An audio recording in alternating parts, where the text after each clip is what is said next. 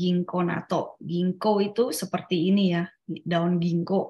Nah, ini adalah udah dari China, udah lama sekali ini daun-daunan ini, dan ini memang terkenal sebagai untuk meningkatkan sirkulasi darah dan memori.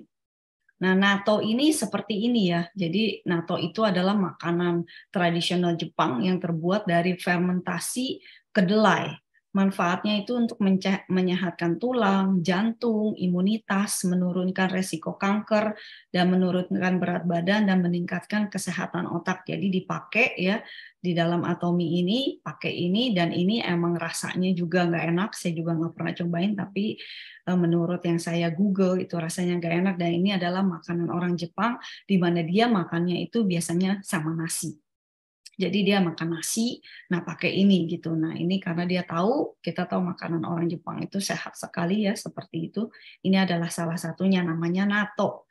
Dan ini ginkgo natto yang ada di Atomy itu, direkomendasikan itu adalah untuk orang-orang yang memang mengalami penurunan memori dalam kehidupan sehari-hari.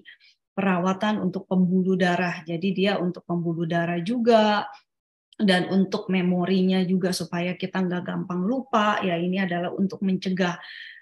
Untuk mencegahnya kita bisa minum ginkgo natto ini, dan dia diet berbasis daging, dan orang-orang yang memiliki sirkulasi darah yang buruk, nah ini bisa mencoba dengan ginkgo natto ini. Nah ginkgo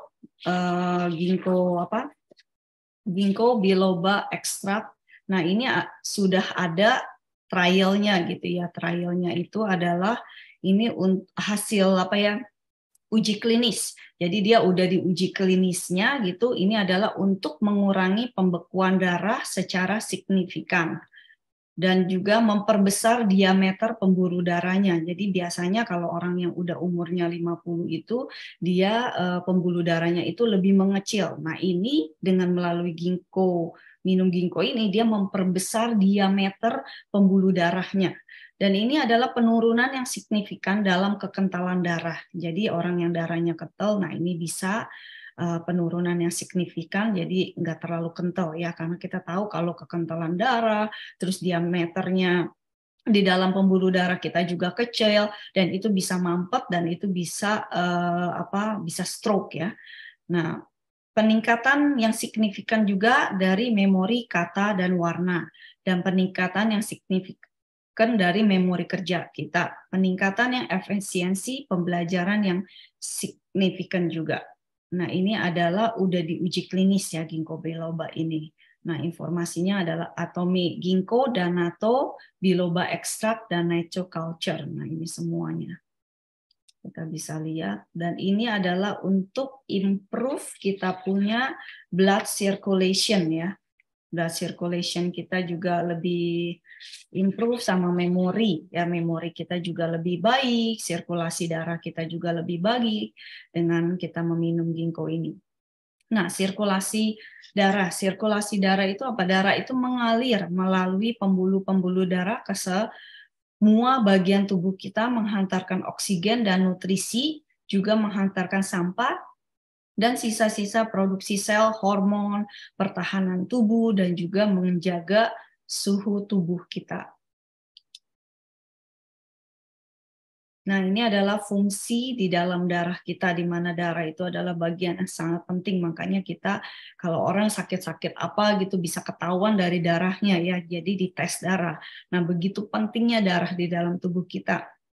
Fungsi darah itu adalah pertahanan tubuh internal dan juga terhadap kuman eksternal, dan sebagai imunisasi, penghapusan limbah, fagositosis dan pasukan nutrisi, transportasi hormon, dan pemeliharaan suhu tubuh dan pasukan oksigen.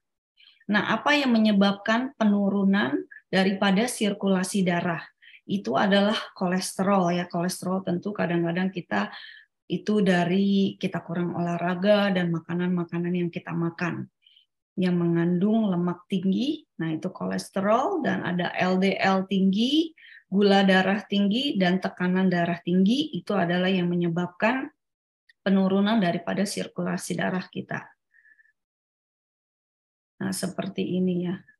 High blood pressure, Kita bisa tahu tekanan darah tinggi, vakotriksi karena merokok dan stres. Jadi merokok itu sangat tidak bagus dan apalagi juga kita stres.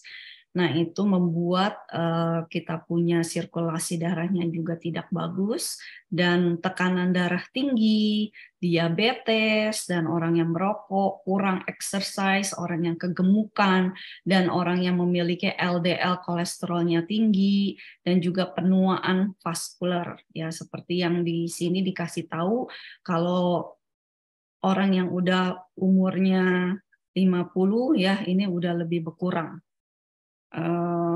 Blood circulation-nya lebih mengecil seperti itu. Apa itu memori? Memori itu adalah informasi yang disimpan saat kita belajar ya. Kalau kita ingat-ingat, jadi kita kayak belajar. Nah itu adalah memori.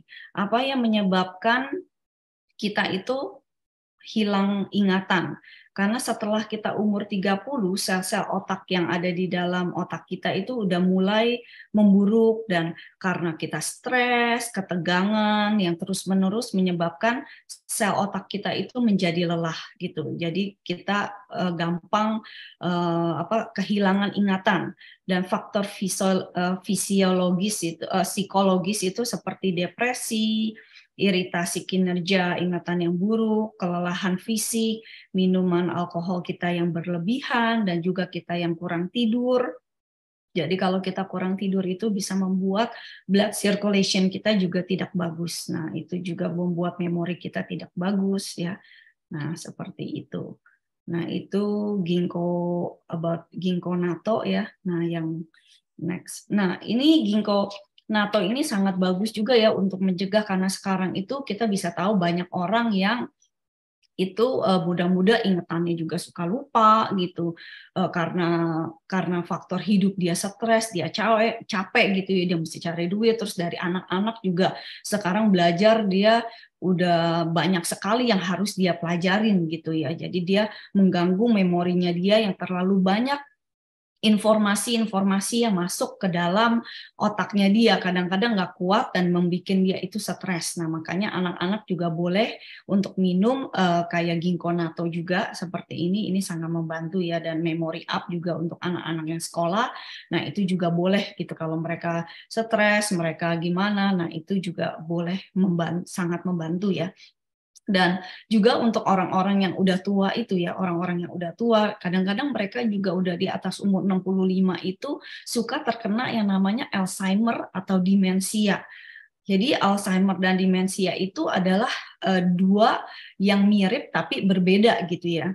Demensia itu dia punya kayak dunianya sendiri gitu. Terus dia itu penurunan kemampuan dalam memorinya dia, dalam pengingatannya dia, dalam dia berkomunikasi, dan dalam dia beraktivitas. Nah, itu dia sangat terganggu sekali. Ini orang yang demensia kayaknya udah lebih parah gitu daripada orang yang Alzheimer ya.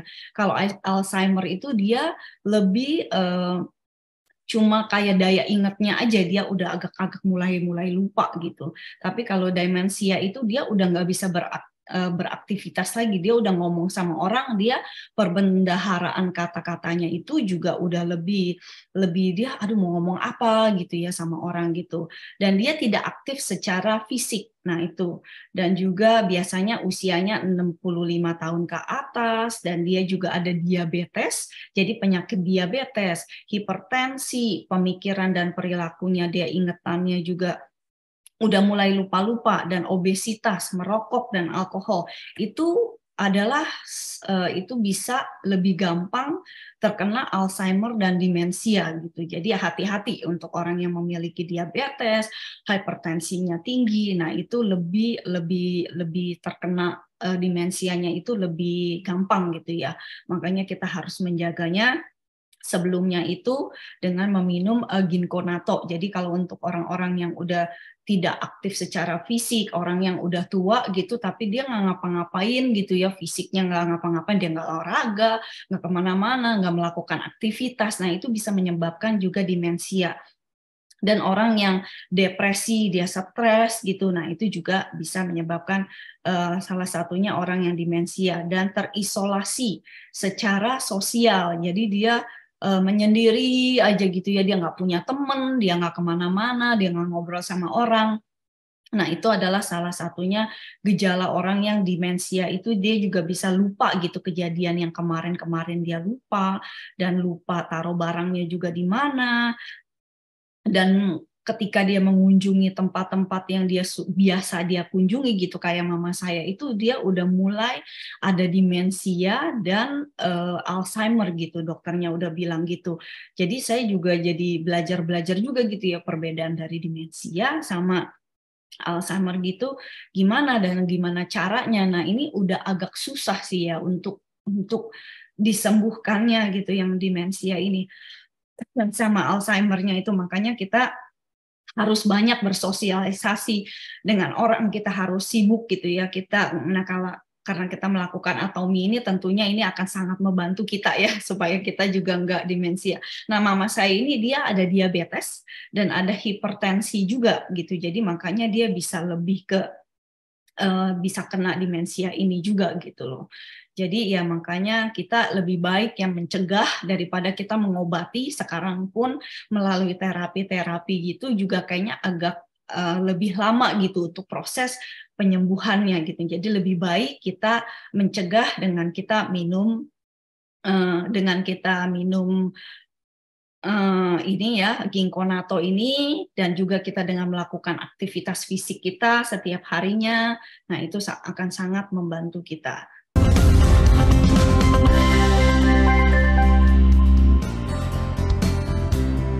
Anda kembali menyaksikan program Ayo Sehat, masih bersama dengan Mas Michael dan juga Dr. Debbie. Dokter, saya akan ke dokter dulu. Kita ada pertanyaan dari netizen nih, Dr. Debbie. Kita bisa melihat di sebelah kiri dokter. Yang pertama, ini saya berusia 19 tahun tapi mudah lupa. Bahkan kadang lupa kemarin kemana aja dan ngapain aja. Wajar nggak ya dok? Apakah bisa jadi Alzheimer?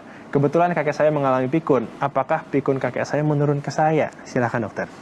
Terima kasih. Pertanyaannya Maria Ul. Umurnya baru 19 tahun.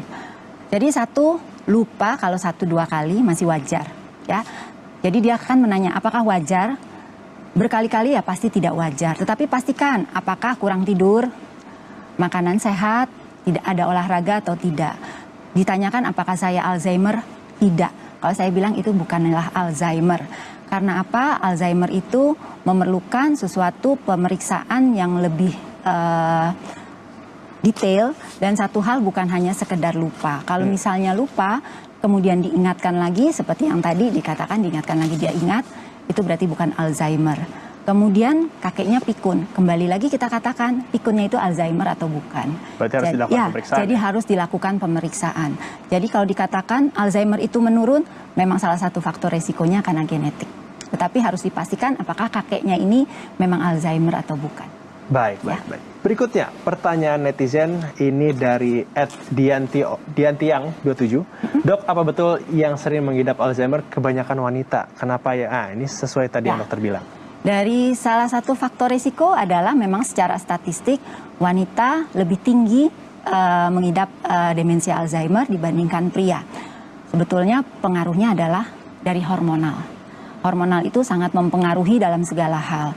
Jadi walaupun masih terus dalam penelitian kenapa wanita lebih banyak mengidap demensia Alzheimer, wanita yang multitasking, lebih banyak stres, ya, emosi. Betul.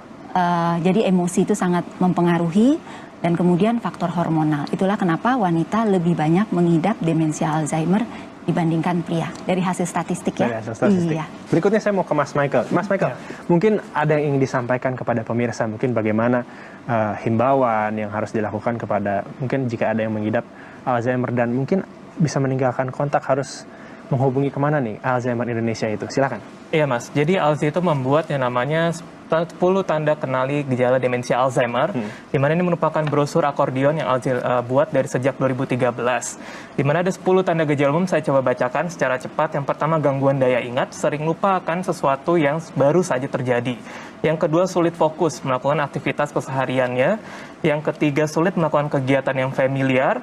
Kemudian yang keempat disorientasi dalam arti bingung akan waktu, hari, dan juga lokasi tempat tinggal di ODD ini berada atau orang dengan demensia.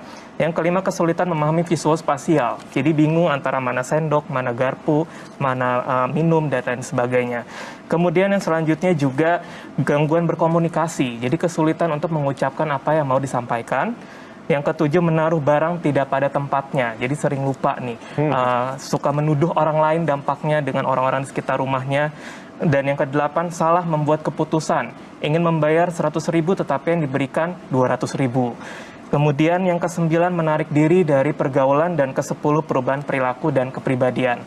Apabila ditemukan 10 tanda gejala umum ini bisa menghubungi Alzheimer Indonesia di 0811 822 594 supaya kami bisa memberikan apa nih yang dibutuhkan oleh keluarga apabila ditemukan gejala-gejala ini. Berikutnya saya akan ke Dr. Debbie. Dr. Debbie mungkin sudah memegang kertas nih. Sepertinya ini tes yang dilakukan ya, Dok. Mungkin jadi, bisa dijelaskan. Apabila ada salah satu keluarganya lupa-lupa untuk hal yang sederhana, datanglah ke dokter saraf untuk memeriksakan hal ini. Nanti di dokter saraf kita akan memeriksa hal yang sederhana sekali. Seluruh Indonesia melakukan ini, yaitu pemeriksaan yang namanya MOCA-INA. Scoringnya 30 ya, kemudian juga MMSE, Mini Mental State Examination, seluruh dunia melakukan ini. Dan karena kita di Indonesia, bahasanya sudah kita terjemahkan ke bahasa Indonesia. Masih banyak lagi screening-screening yang lain, tapi ini adalah screening awal. Screening ada 3, yaitu MOCA-INA, MMSE, dan satu lagi adalah CDT, Clock Drawing Test. Jadi pasien itu datang suruh menggambar, misalnya tolong gambarkan jam di dinding yang menunjukkan jam 2:10 menit. Dari situ kita akan bisa menilai. Itu benar-benar screening awal sekali. Screening awal ya. Baik, untuk apakah pasien ini mengidap demensia, Alzheimer atau tidak? Mungkin terakhir nih, dokter mungkin bisa memberikan himbauan ya kepada pemirsa Ayo Sehat mungkin. Silakan. Untuk pemirsa Ayo Sehat, demensia Alzheimer itu ada di sekitar kita yang kadang-kadang tidak kita sadari. Jadi apabila ada anggota keluarga, ayah, ibu, nenek, kakeknya yang sering-sering lupa untuk sesuatu hal yang sederhana, jangan dianggap bahwa itu adalah pikun karena sudah usia. Tetapi satu slogan kita ya Mas Michael ya, jangan maklum dengan pikun. Jadi segeralah bawa untuk berobat ke dokter, untuk di screening apakah memang mengidap demensia atau tidak, supaya kita bisa mendeteksi lebih awal dan kualitas hidup akan menjadi lebih baik. Baik. Terima kasih Dr. Debbie dan juga Mas Michael untuk informasinya. Semoga ini bermanfaat untuk pemirsa Ayo Sehat di rumah. 구독, 좋아요 눌러주세요.